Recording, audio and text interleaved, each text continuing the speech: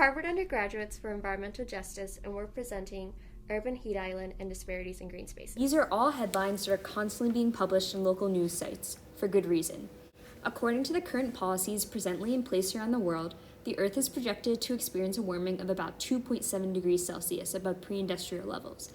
A phenomenon known as urban heat island will create disparities in how warming will be felt among varying populations.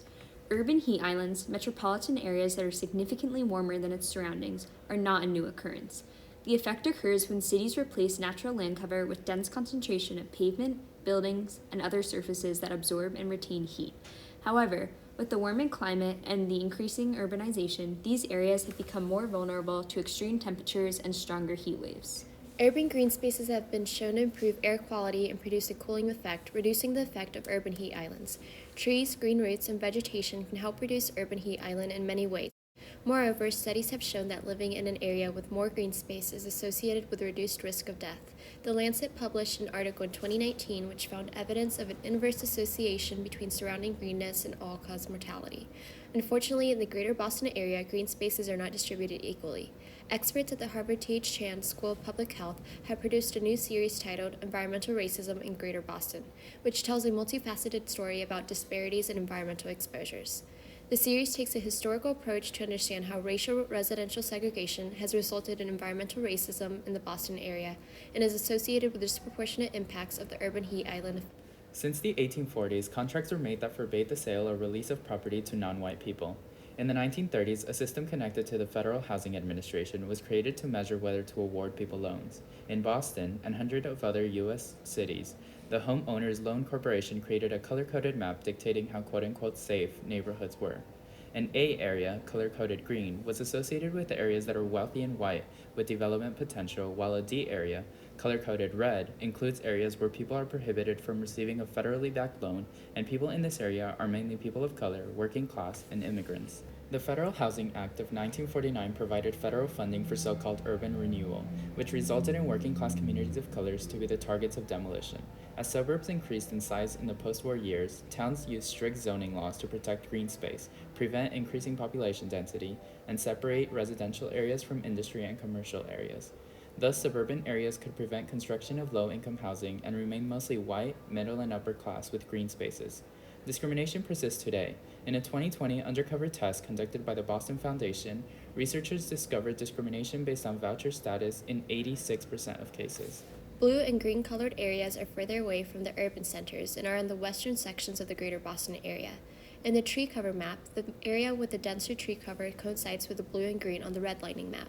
This matches the areas in Boston that have cooler land surface temperatures than the citywide average, shaded in the blue-purple color. The red-graded areas of Boston are near the urban centers and coincide with the light green shaded regions that signify a low tree coverage percentage. These regions have land surface temperatures 5 degrees warmer than the citywide average. These maps demonstrate the importance of looking at history. As we can see, discriminatory housing policies continue to have an effect on what communities are disproportionately burdened by environmental issues, including the urban heat island effect.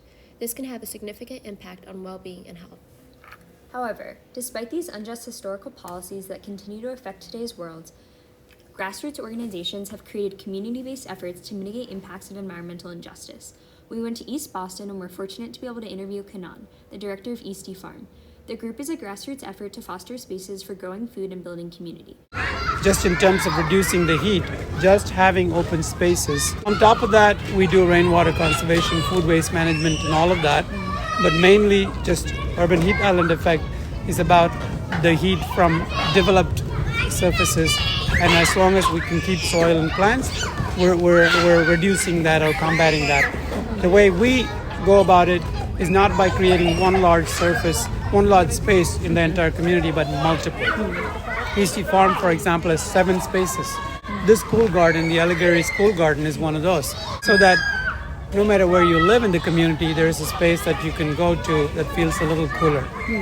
The one final thing I would say is we are building a greenhouse that is going to be using geothermal energy. So what we've done is we've gone around to all the schools in the neighborhood and offered to revive the gardens. Apart from that, if there is a piece of land that hasn't been developed into a building, because it's hard to access or it just has this weird shape, or the zoning and the permitting don't really allow for enough of a development for developers to see a substantial profit in, then that kind of gets ignored. So those kind of spaces as well. Interventions to increase and manage green spaces should therefore be considered as a strategic public health intervention. Access to adequate green spaces is not a luxury. It is a human right.